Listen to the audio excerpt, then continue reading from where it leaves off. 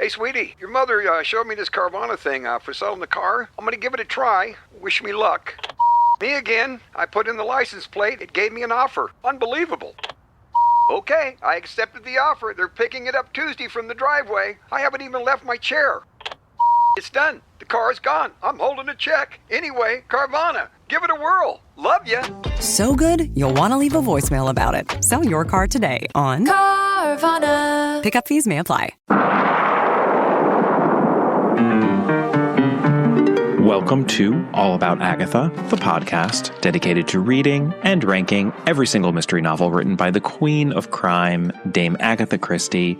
I am Kemper Donovan, and welcome to a very late episode on this podcast in which I will be covering an original short story by Agatha Christie that has not been covered before on this podcast. This is always a cause for celebration. Today, we shall be discussing the Agatha Christie short story, The Edge. But before we do, I have a few preliminaries to run through. First, as many of you know, my third mystery novel in my mystery series, The Ghostwriter Mysteries, titled Sweet Spot, is coming out at the end of this month, at the end of June 2026. This is a locked room mystery, folks. We've got a corpse that appears on a sealed desert compound. How did it even get there, let alone who done it? I think many of you will enjoy it, and there are several Agatha Christies that I was thinking of when I wrote it. I don't want to be more specific now for fear of spoilers, but at some point I would love to get into it, maybe while I'm on tour, in person. I will be celebrating that release with an official book launch at Diesel, a bookstore in Brentwood. That is my local Los Angeles-based bookstore. I will be there on the evening of Wednesday, July 1st. So anyone in the area, I would love to see you there. Diesel is a great bookstore. I really love being able to support it as an author and a reader. And then 2 weeks after that, I will be doing a 1-week tour in the New England area. This is all happening the week of July 13th. On Monday, July 13th, I'll be appearing at An Unlikely Story in Plainville, Massachusetts. That will be in conversation with Margot Duehe, who I have had recently on the podcast. We will be discussing my books and her wonderful sister Holiday mysteries. Then the next day, I'm heading to Rhode Island on Tuesday, July 14th. I will be headlining the summer author series for Wakefield Books. They're doing a thriller panel at a theater, actually, in Wakefield, Rhode Island. And I'll be appearing there with two other authors, Jenna Bloom and Leah Rowan. Can't wait for that. Then the next day, I will be in Connecticut, at Avon, Connecticut, at the wonderful Avon Free Public Library, one of my very favorite libraries in the country. This is actually the fourth time that I'm making an appearance at that library. They cannot keep me away there. So that's on Wednesday, July 15th. These are all happening in the evening, either around 6, 6:30, 7 o'clock. Just click on the link in the show notes to my website for details. And then I've got two more events, both of them happening on Thursday, July 16th. First, I'll be appearing in the afternoon at 2 p.m. at East End Books in Provincetown, Massachusetts. And we are actually going to be recording a live episode of All About Agatha. So if you'd like to be present at one of these live episodes, but you have never been able to make it over to England for when I do this once a year at the Agatha Christie Festival in September, and you live in the New England area, this is your chance. Come to East End Books in lovely Provincetown, Massachusetts. And then I will be staying in the area, but going to a totally different part of the Cape that evening of Thursday, July 16th. I will be appearing at Titcomb's Bookshop in East Sandwich, Massachusetts. This will be my third appearance at Titcomb's Bookshop, another store that I really, really love. So those are my upcoming dates. I'm also going to have a longer tour in August in parts of the Midwest and the West of the United States. I'll be in Chicago, Madison, Milwaukee, Minneapolis, Houston, Scottsdale, Arizona, Salt Lake City, Utah. I believe I will be in Colorado as well. So more to come on that front. But since my LA and New England dates are fast approaching, I figured that I would just let you know in a little more detail. So please do click on that link in the show notes to the news and events page of my website for further details. You will get everything there. And I hope to see as many of you as possible. I really, really love connecting with you listeners out there in the real world. It makes me so happy. So please don't be a stranger. Come see me and we'll have a great time.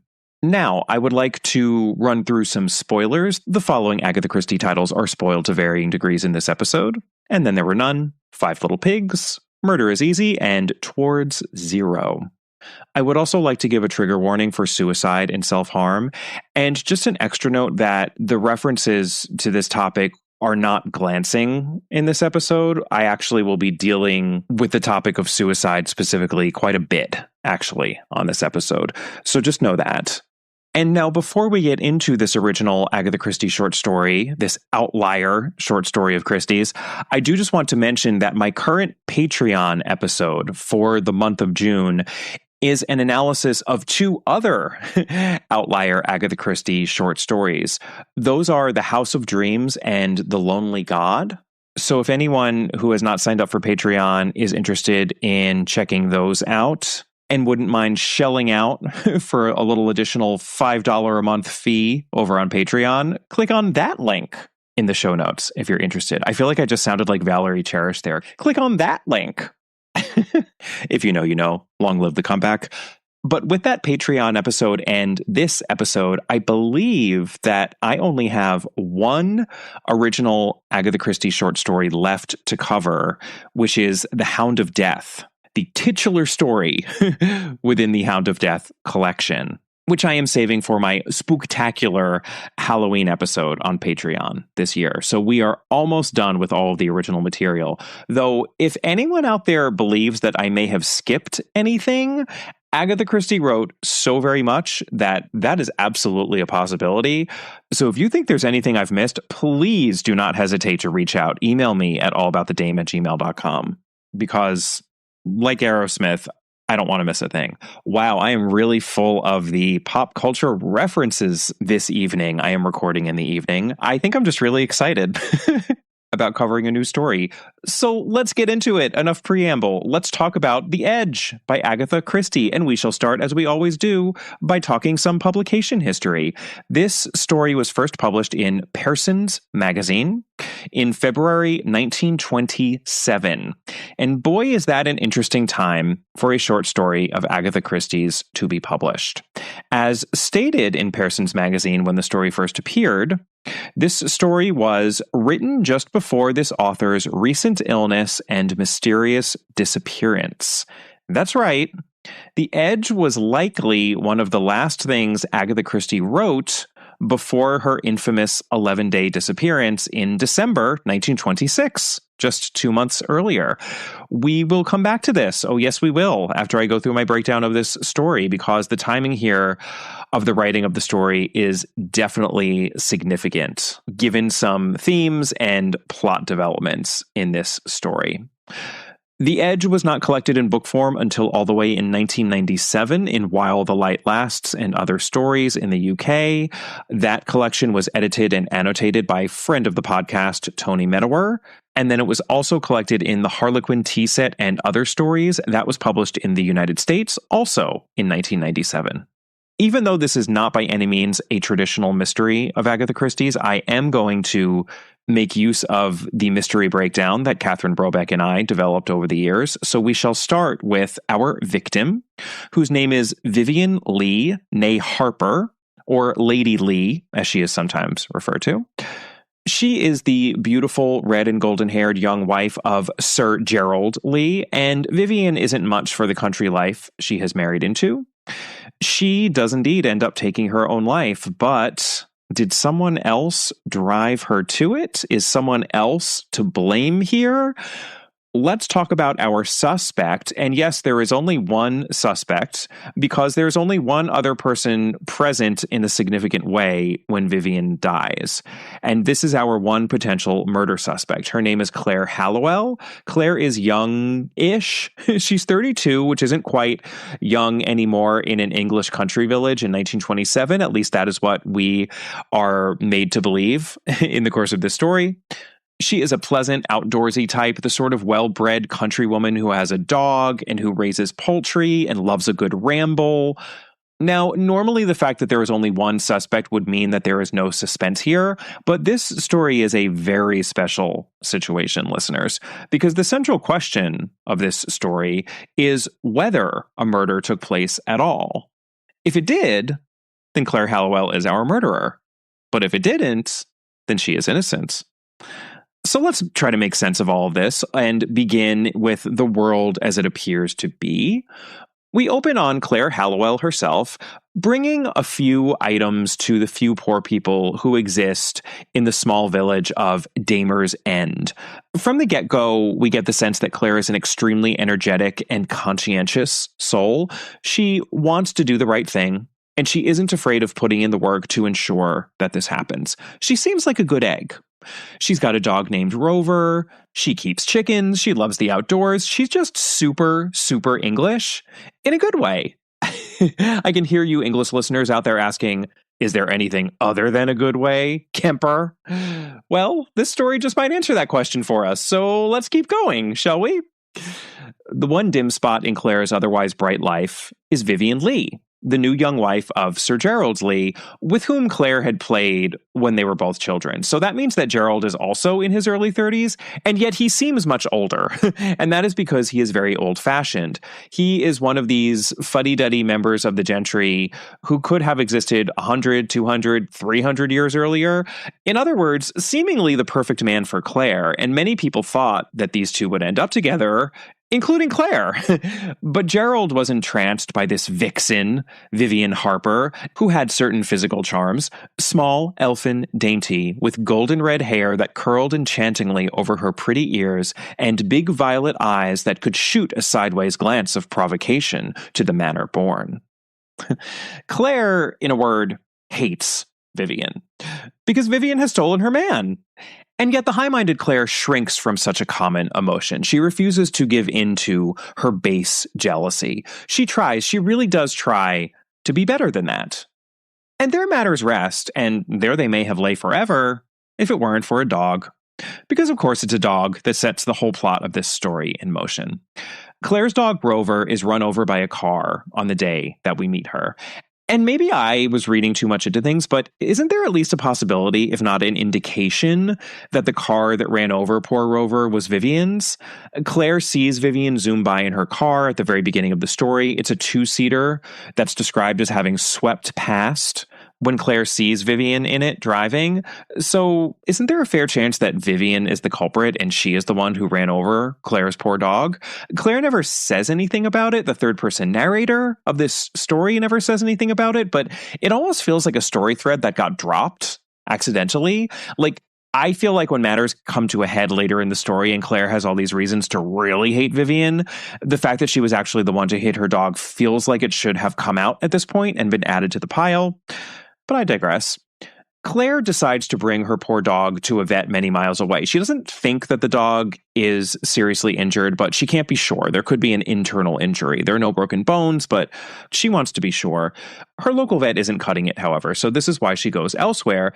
And I won't belabor this, but due to the fact that she stays in an out-of-the-way hotel 40 miles away, 40 miles out of this little village, Claire ends up seeing a name that she doesn't recognize in the hotel register, a Mr. and Mrs. Cyril Brown, London. But crucially, this name is written in a handwriting that she does recognize. It's Vivian's handwriting. Quoting now from the text, surely she knew that handwriting, with its loops and whirls and flourishes. She had always considered it unmistakable. I love that it's Vivian's handwriting that gives her away. That's such a period detail. We barely see each other's handwriting nowadays. Like, I don't think that it would be believable that this woman would know the handwriting so intimately of her friend's wife, who she doesn't even like very much. I mean, I suppose I could tell you what my husband's handwriting looks like, or my mother's handwriting, or I could certainly tell you what mine looks like and my children's, but that's about it. Anyway, that just struck me as a charmingly period detail. Very convincing for a story written in 1927, not so much now.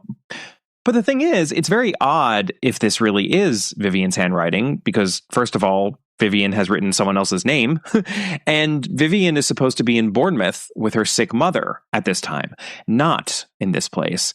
Claire inquires a little, and she gets a description of this supposed Mrs. Cyril Brown and her car, which matches Vivian exactly. And she also learns that Vivian and this man friend of hers have been here before. And it's immediately obvious to Claire what is happening here. She had no doubts whatever. She had summed Vivian up pretty correctly on their first meeting. Vivian was that kind. Oof. Judgmental much, Claire? And this is where things start to get really interesting, because if Claire hadn't overthought it, if she had just marched straight to her friend Gerald and told him about this affair, as she probably ought to have done, I feel like that's what she ought to have done, she would have been fine. But she convinces herself that her finer moral sense won't allow her to do the thing that she would like to do, the thing that would benefit her, since this means that Gerald would divorce Vivian. She knows that Gerald would divorce Vivian immediately, and he would then be ripe for the picking. And she just doesn't trust herself to put this into motion because it feels too convenient. It feels like maybe she is playing into her baser instincts, into that jealousy that she feels of Vivian. But is it really Claire's finer moral sense at play here? Or is it that Claire wants to enjoy the power that she now wields over Vivian? Because while Claire is still struggling over what to do with this information, she goes to the Lees abode. They live on a very nice country estate called Medenham Grange. And when she enters the house, Claire happens to overhear Vivian talking smack about her. That's right, talking smack. It's pretty awful what Claire overhears, so I will just read it out. "Oh, we're only waiting for Claire Hallowell. You must know her. Lives in the village. Supposed to be one of the local belles, but frightfully unattractive, really. She tried her best to catch Gerald, but he wasn't having any. Oh, yes, darling." This in answer to a murmured protest from her husband. "She did. You mayn't be aware of the fact, but she did her very utmost. Poor old Claire. A good sort, but such a dump." Yikes, that is pretty bad. But Claire recovers herself, and she goes in among them with that stiff English upper lip of hers. And at that dinner, she makes it known that she was at that hotel where Vivian was, and she even asks Vivian whether she's ever stayed there. And a very nervous Vivian denies that. She says no, she's never been there before. And from this point until the end of the story, we enter the cat and mouse portion of the tale. See what I did there? The tale. Vivian knows that Claire knows what she's up to, but Claire now avoids Vivian because she still doesn't know what she's going to do. But finally, Vivian buttonholes Claire after church one day. Incidentally, it's on the day that the vicar's sermon touches on the prayer of the Pharisee, and this is very telling. Even though this is a story published in 1927, I felt for a moment as if we had time traveled to 1965 and Star Over Bethlehem and Other Stories by Agatha Christie Mallowan. I wish that the Reverend Dr. Sarah Hinlicky Wilson were here right now to weigh in on this Bible story, but I will have to try to do it justice on my own. So the prayer of the Pharisee is a story from the New Testament. It's in the book of Luke, chapter 18, verses 9 through 14. As Sarah always did, I am using the King James Bible because it's what Christie herself would have almost definitely read. So here goes. "And he spake this parable unto certain which trusted in themselves that they were righteous, and despised others. 2 men went up into the temple to pray, the one a Pharisee, and the other a publican. The Pharisee stood and prayed thus with himself. God, I thank thee that I am not as other men are, extortioners, unjust, adulterers, or even as this publican. I fast twice in the week, I give tithes of all that I possess. And the publican, standing afar off, would not lift up so much as his eyes unto heaven, but smote upon his breast, saying, God, be merciful to me, a sinner. I tell you, this man went down to his house justified rather than the other. For every one that exalteth himself shall be abased, and he that humbleth himself shall be exalted." In other words, check yourself before you wreck yourself. Or, thou shouldst check thyself before thou wrecks thyself. Little King James Bible spin there. But the idea is that this Pharisee thought so well of himself and was preening in his prayer to God versus the lowly publican who merely said, have mercy on me.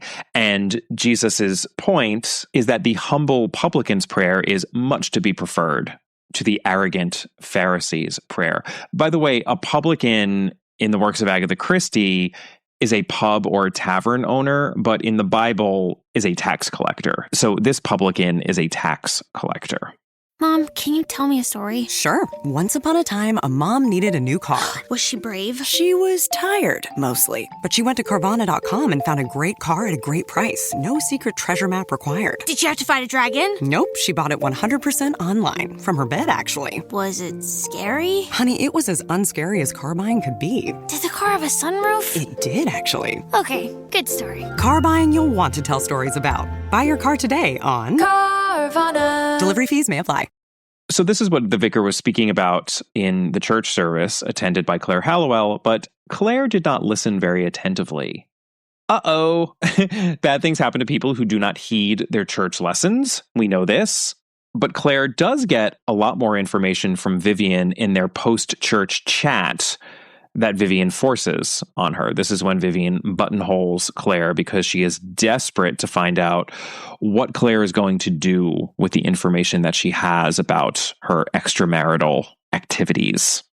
The man with whom Vivian went to the hotel is her ex-fiancé, actually.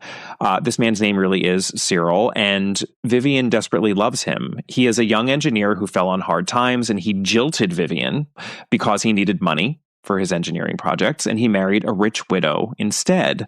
Vivian clearly did much the same thing by marrying Gerald, but these two have been meeting in secret. And Claire extracts a promise from Vivian that she won't see Cyril again, but Claire still won't say what she's going to do. Vivian still doesn't get any clarity from her on this Sunday chat. Claire takes a walk on a path in the village called The Edge, and here is how it is described in the text. On the left, the green hills sloped gently down to the sea far below, while the path wound steadily upward. Though safe enough if you kept to the path, it was dangerous to wander from it. Those insidious, gentle slopes were dangerous. Claire had lost a dog there once. The animal had gone racing over the smooth grass, gaining momentum, had been unable to stop, and had gone over the edge of the cliff to be dashed to pieces on the sharp rocks below. I wonder if this will be an important setting later in the story. So Claire sits on those green, gently rolling hills and thinks things over. And she ultimately decides not to tell Gerald. For now. And she conveys this to Vivian. And over the next year, Claire continues to not tell Gerald about what she knows, under the mistaken, very preening, very Pharisee-like impression that the reason she is abstaining from telling Gerald is that she is so good, she's so high-minded. But is that really the case? Claire continues to torture Vivian by implying in little ways, often in front of others, that she might be changing her mind about some things, or giving way too much to pity is really not the thing to do, etc., etc. Poor Vivian is a wreck, whereas Claire has never looked better. But then, as time passes, matters equalize a bit and settle down, as they often do. Time heals all wounds, right? Vivian grows comfortable, at least relatively comfortable, with this situation. And when Claire learns that Vivian and Gerald are planning to go abroad for a year or longer, she is outraged. She sees that Vivian means to escape her. She means to be happy, to move on with her life. And Claire cannot have this. So she writes a note to Vivian, asking her to meet her the next day on The Edge. And that next day is bright and cloudless. Claire is all sunshine and smiles, but Vivian just wants to get this conversation over with. She knows why she's been summoned, and she's tired of being tortured. Claire tells her that Vivian is going to have to tell Gerald about the affair, or Claire will. Vivian points out quite astutely and correctly that the only reason Claire is doing this is because Vivian and Gerald are about to leave. It has nothing to do with a moral duty, or else Claire would have told Gerald a year ago when she first learned of the affair. Claire refuses to acknowledge the validity of this, and she repeats her ultimatum. Vivian says if this happens, then Gerald will file for divorce. She, too, is convinced about Gerald's response. That means that Cyril's wife will learn about his infidelity, and Cyril's work will be ruined. He won't be supported anymore by his rich wife. Vivian doesn't care a bit for Gerald. She admits this openly, but she cannot do this to Cyril. And she says that she will kill herself before that happens. Suicide needs a lot of courage, says Claire. That is a direct quote from the book. It is, I would say, one of the more shocking sentences of dialogue ever uttered in a Christie story, and one that I will come back to. And Vivian admits that she is not plucky in this way. It's really too bad that there isn't an easy way for her to kill herself. But then Claire informs her that there is. All she has to do is run down that green slope below them, and it's done. Apparently, in addition to Claire's dog, there was actually a child who perished this way the year before. Vivian takes this in, and then she tries one more time to convince Claire to maintain her silence, but Claire refuses, and she says that if Vivian doesn't tell Gerald, then she will. And then, let's go back to the text. Let's read it out, because it's quite a moment. "I see," said Vivian softly. "Well, I can't let Cyril suffer." She got up, stood still as though considering for a minute or two, then ran lightly down to the path, but instead of stopping, crossed it and went down the slope. Once she half turned her head and waved a hand gaily to Claire. Then she ran on gaily, lightly, as a child might run, out of sight. Claire stood petrified. Suddenly she heard cries, shouts, a clamor of voices, then silence. She picked her way stiffly down to the path. About 100 yards away, a party of people coming up it had stopped. They were staring and pointing. Claire ran down and joined them. "Yes, miss, someone's fallen over the cliff. 2 men have gone down to see." She waited. Was it an hour or eternity, or only a few minutes? A man came toiling up the ascent. It was the vicar in his shirt sleeves. His coat had been taken off to cover what lay below. "Horrible," he said. His face was very white. Mercifully, death must have been instantaneous. Okay, believe it or not, it's time to talk about a clue that may bridge us over into the world as it actually is. And maybe it's fitting that this is one of the last stories that we are doing, because Christie is really doing something so different here, and I think in some ways building off of that traditional puzzle structure, which we're so used to seeing in her full-length novels. There aren't any traditional clues here because we see the murder, or at least the death, play out in front of our very eyes. We know exactly what happened here. We are told everything. But in this case, what it all comes down to is a philosophical question. Did Claire Hallowell murder Vivian Leigh? What do we think?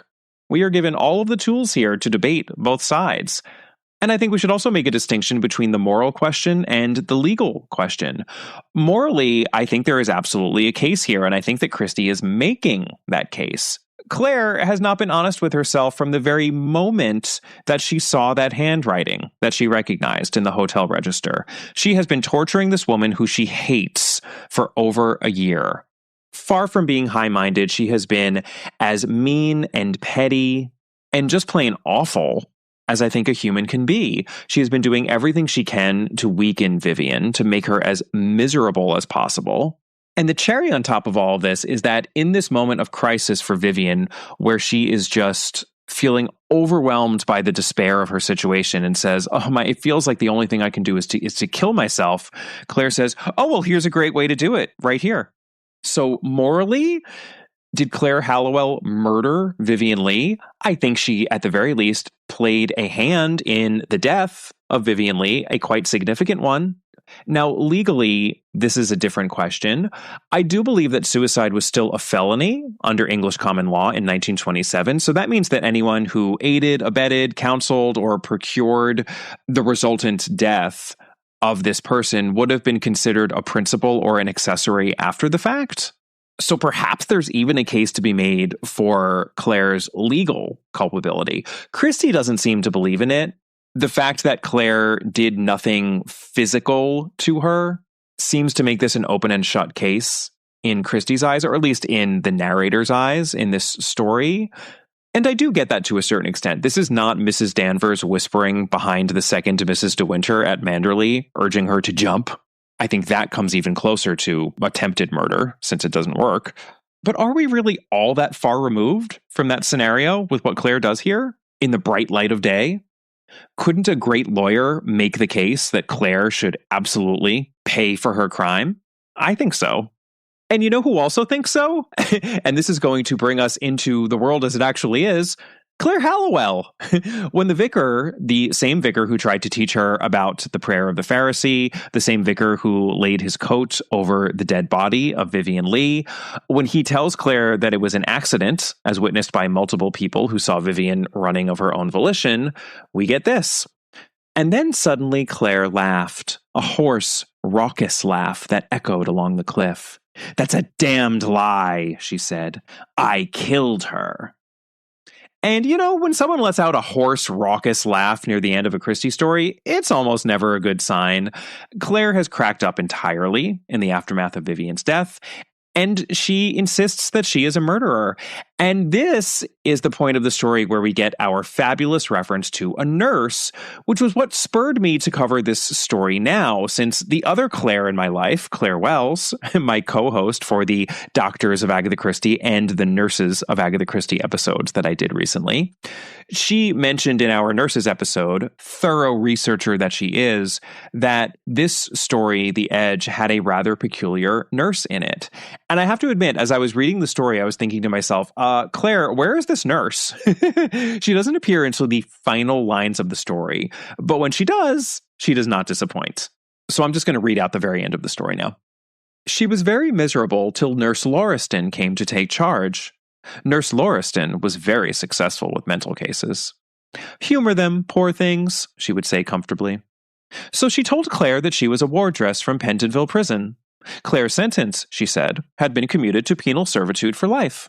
A room was fitted up as a cell. 'And now, I think, we shall be quite happy and comfortable,' said Nurse Lauriston to the doctor. 'Round-bladed knives if you like, doctor. But I don't think there's the least fear of suicide. She's not the type. Too self-centered. Funny how those are often the ones who go over the edge most easily.'" My emphasis there on the phrase, the edge. And this is how we end our story. Claire Hallowell is cosplaying a prison sentence with her nurse. And I don't know about you, but I feel like she got her comeuppance. Don't touch that dial. We'll be back in a moment with the rest of our episode. We just wanted to take a moment to ask you, our dear listeners, for a favor. If you haven't already done so, we would very much appreciate it if you take a moment to, give us a rating or a review wherever you're listening to this podcast. It really helps the podcast out because ratings and reviews make it much easier for other Christie fans such as yourselves to find our podcast. And the more ratings and reviews we get, the more people we can reach. It should take you a matter of seconds, and lucky you, we're going to provide you with those seconds right now, so go to it.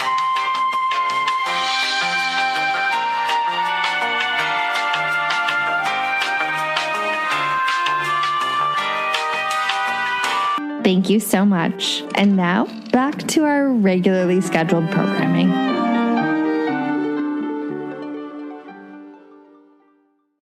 Now, let's talk about the timing of this story. I mentioned at the top of the episode that this is likely one of the last things that Christie wrote before she disappeared in December 1926. And I don't like to dwell too much on Christie's 11-day disappearance, which is going to have its centenary very soon. If you do want a more in-depth treatment or refresher, you can always rustle up my and Catherine Brobeck's Gone Girl episode many, many years ago. It was an early one. I believe I also reran it fairly recently, and we did get into all the details on that episode. But I think for the purposes of this conversation, it's worth the reminder that when Christie drove her Morris Cowley to Newlands Corner on the evening of December 3rd, 1926, she abandoned it at the edge of a chalk pit. This was part of the reason many assumed that she had died by suicide, or at least that she meant herself harm. And it's fascinating to me that this story involving a suicide by one who willingly goes over the edge of a cliff seems to have been written by Christie just before the events of that 11-day ordeal. Whenever we try to read the tea leaves of these stories to divine what was going on inside Agatha Christie's head, we are completely speculating, of course. We will never know precisely what happened because Christie chose not to tell us and not to go into it much after the fact, other than to say that she had essentially had a nervous breakdown, an episode of mental instability. And I have to say that this story backs up that stance. I will go back to that dreadful sentence uttered by Claire Hallowell: suicide needs a lot of courage. That to me sounds like a line written by someone who has been thinking a lot on that topic, and who also, I think, has just been grappling with issues of infidelity and disloyalty. I mean, it's endlessly fascinating to me that this is a story in which the straying party, Vivian Lee, the one who was stepping outside of her marriage, is portrayed with sympathy, whereas the seemingly morally righteous Claire Hallowell is the true monster. But of course, another way to interpret the dynamics of this story is that no one outside of a marriage can understand what is happening in that marriage, and they meddle with that relationship at their peril. And I think that, too, is something that Agatha Christie was thinking about a lot around this time. Just very, very fascinating in terms of the relationship of this story to what was going on in Christie's life at the time she was writing it. I know that that sort of literary or textual interpretation can only be taken so far and can never be the sole or even primary lens through which we as responsible readers encounter a text. But it would be disingenuous of me not to bring up what was happening in Christie's life around this time, because I do think that it's significant given what this story is about and what happens in it. And just for listeners out there who may not be aware of the events preceding Christie's disappearance, her first marriage to Archie Christie was falling apart as a result of Archie Christie telling her that he had fallen in love with another woman. And this woman would eventually become Archie Christie's second wife, Nancy Neal. That had happened earlier in 1926, so by the time that Christie was writing this story, she was very much aware of the extramarital affair, and it was wreaking major havoc on her life. It would eventually result in the end of her marriage, technically 2 years later in 1928, but things were very much falling apart as evidenced by her disappearance. And so that's why I think it's so interesting to see how she chose to play around with and to twist and re-examine these elements of a situation that was happening to her in her own life. In one way, portraying the straying woman sympathetically, in another, portraying the harm of meddling in a marriage. You know, you could say this is a story of a marriage where one of the spouses strayed, had an affair, and but for a meddler, the married couple would have persevered and continued to be married. So in this way, even though Claire Hallowell isn't the other woman as to an affair, she is the other woman as to being the outsider who is doing damage by failing to mind her own business. And longtime listeners of this podcast have heard me talk about so very many love triangles to be found in the works of Agatha Christie. She loved using the love triangle for purposes of her mysteries and just for her human interest stories, such as this one. And more often than not, those love triangles consist of two women and one man, which again mirrors her own experience. And I find it so fascinating that even in a story where the woman is the one who strayed, so we have a husband and wife, and then the man who the wife was in love with before she married her husband. Even in this story, the true love triangle involves two women and one man. It's among Vivian, Claire, and Gerald. How fascinating is that? I think that's so telling and so significant. This is what an artist does, right? She takes elements from her own experience and creates fictional worlds that reflect and refract that real-life experience in endlessly fascinating ways. And boy, can we see that here in this story. I do have a number of echoes that I heard, echoes of other Christie stories, lines that can be drawn from this one to other works within the oeuvre. You know that I love to do this. So early on in the story, Claire and that vicar are chatting, and they're talking about this man in the village named Jones, who is a victim of alcoholism. And Claire pronounces his weakness for alcohol as disgusting. And I was immediately reminded of Emily Brent in And Then There Were None. That moral righteousness of Emily Brent's, which is her downfall, is also very much the downfall of Claire Hallowell.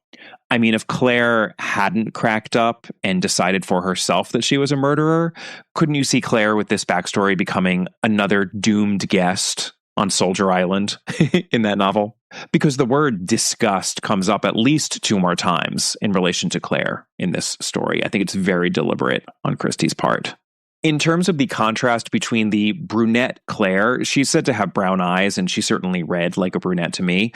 The brunette Claire and the reddish golden-haired Vivian, this contrast reminded me of the one between Audrey and Kay Strange in Towards Zero. And speaking of Towards Zero, it's really funny to me that in this very unusual story where the question of whodunit hinges on a philosophical query, we do get that extremely traditional beat of the quote-unquote murderer cackling and turning into a raging psychopath upon being revealed, right? It's a strange reveal. It's a strange situation, but we do get it. Christie rarely does this sort of thing, even though she is often unfairly pigeonholed in this way due to the adaptations of her texts. I'll actually be talking more on this topic in a not-too-distant future episode. Stay tuned. But a rare gem in which this sort of reveal happens and the murderer turns into a cackling psychopath is in Towards Zero. So I like that this story made me think of Towards Zero in two different ways. The other love triangle dynamic I was reminded of is, of course, that of Ammius and Caroline Crail and Elsa Greer. It's once Elsa has killed Ammius that she realizes that both husband and wife have somehow escaped her, that she is the one who was caught, she is dead, and they are free, even though they are dead and she is alive. Doesn't it feel like something similar is happening here? With Vivian lightheartedly running down that hill and waving before she goes over the edge. It's such a small detail, that wave, that little lighthearted wave, but it's absolutely crucial because I think what it conveys is that Vivian wins. She saves her beloved. She sacrifices for Cyril, and while her final moments are in keeping with her childish ways, she's sort of skipping and gambling down this hill, these final moments are absolutely noble. And that is what breaks poor Claire. She is left a shell of her former self over her horror and her regret, just as Elsa Greer is, right after that final act changes everything. Now, the crucial difference between these two texts is that in Five Little Pigs, Caroline Crail believed that she was sacrificing on behalf of her sister. She thought that her sister had actually killed her husband, and she was more than happy to ruin her own life, to go to prison where she eventually died, so that her sister could live a full and happy and successful life. Caroline Crail was not so much ending her own life for someone else as she was sacrificing her liberty and security, right? Whereas in this story, we really do have the baldness of Vivian is dying. She is giving her life in sacrifice for the man she loves. And in this way, I mean, this is where the story actually makes me uncomfortable, knowing that it was written by someone who was in such pain herself at the time that she was writing it, and who perhaps was contemplating this sort of an act for herself. And I think we can really feel that here, and it's why I gave a little deeper of a trigger warning than I normally do when discussing Christie stories that deal with self-harm and the notion of suicide, because many of them do, but here it is central, and I also think deeply problematic. That being said, when it comes to the notion of the sacrifices Caroline Crail and Vivian Lee make, I think it's a remarkably similar moment, and I really love being able to see the seeds of a masterpiece like Five Little Pigs in a little-known story like this one. Let's turn now to a somewhat better-known short story of Christie's, which is that nasty little tale titled Accident. And I definitely heard an echo of the ending of that story when the murder that has just taken place is termed an accident. Oh, there's been an accident.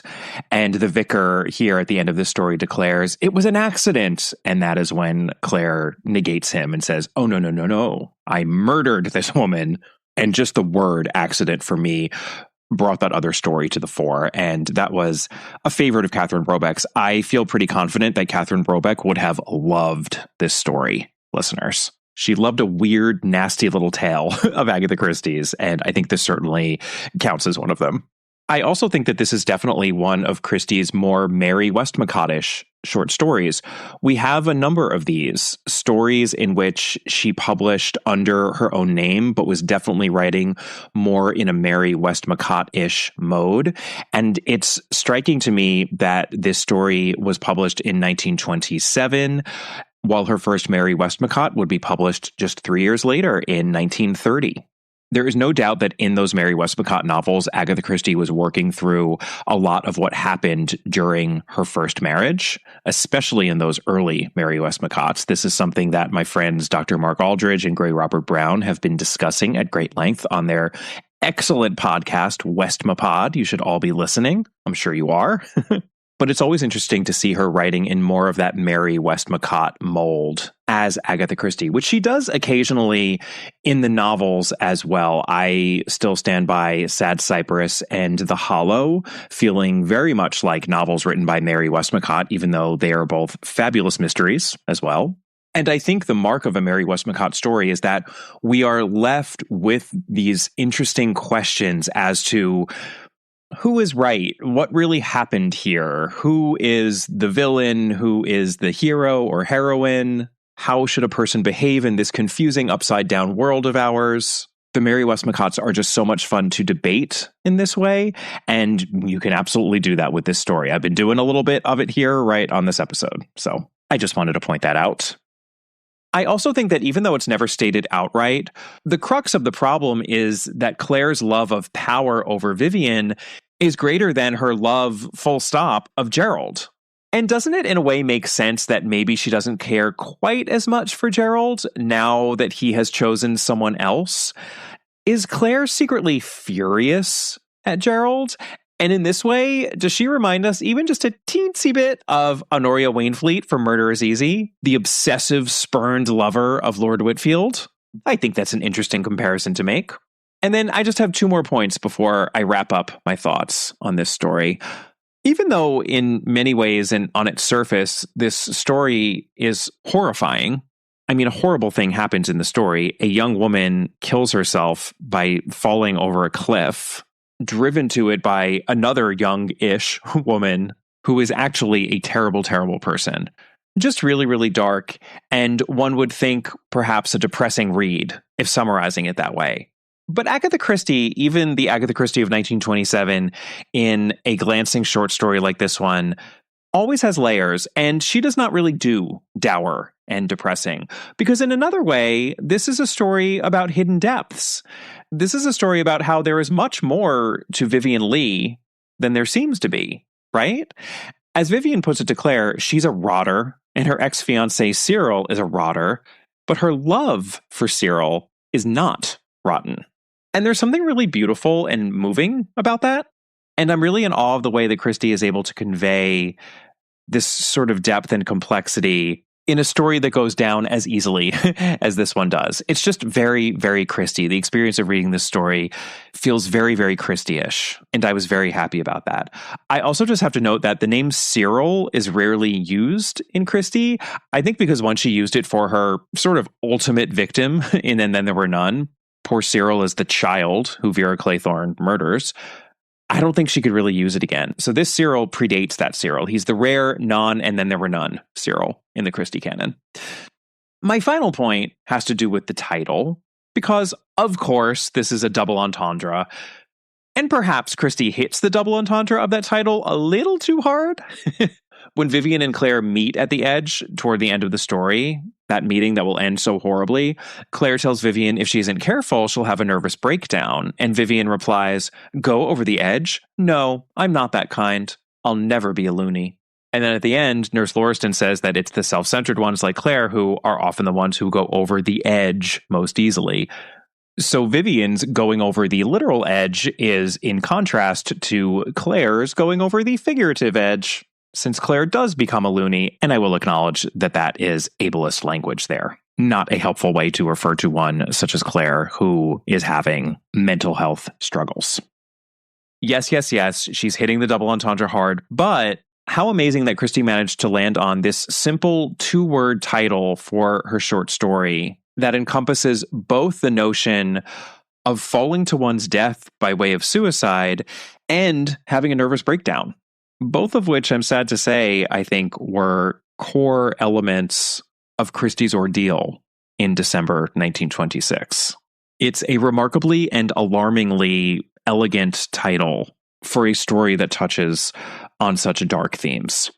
And while I understand this is not one that gets collected as often as many of Christie's more traditional, shorter mystery stories, I do think it's an important one. And I'm so grateful that I have had so much time on this podcast, nearly 10 years at this point, to cover such little known yet crucial material out there in the Christieverse. Well, that is The Edge by Agatha Christie. Please don't be shy. Let me know what you think. Email me at allaboutthedame@gmail.com, or you can find the podcast on Instagram at allaboutagatha, or you can find me on my upcoming book tour for Sweet Spot. Click on the link to my website in the show notes for details about all those upcoming appearances, and you can also find a link to Patreon in the show notes. As I mentioned at the top of the episode, I recently covered The House of Dreams and The Lonely God, two other fabulous short stories by Agatha Christie. For my next episode, I will be having a conversation with mystery author Troy Hunter, who spoke at last year's Agatha Christie Festival about the teens of Agatha Christie. It was a fantastic talk, and he basically recreated it for purposes of our conversation. And we also got a chance to talk about his books as well. Gus and the Missing Boy, Gus and the Burning Stones. We will discuss all of that next time here on the show.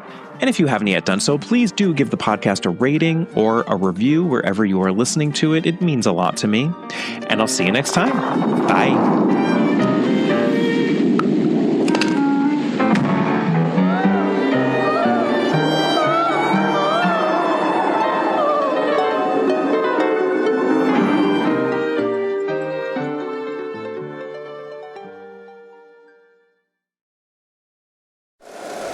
If you like the show, please take a moment to rate, review, and subscribe. It really does help the show to grow. Thank you for listening.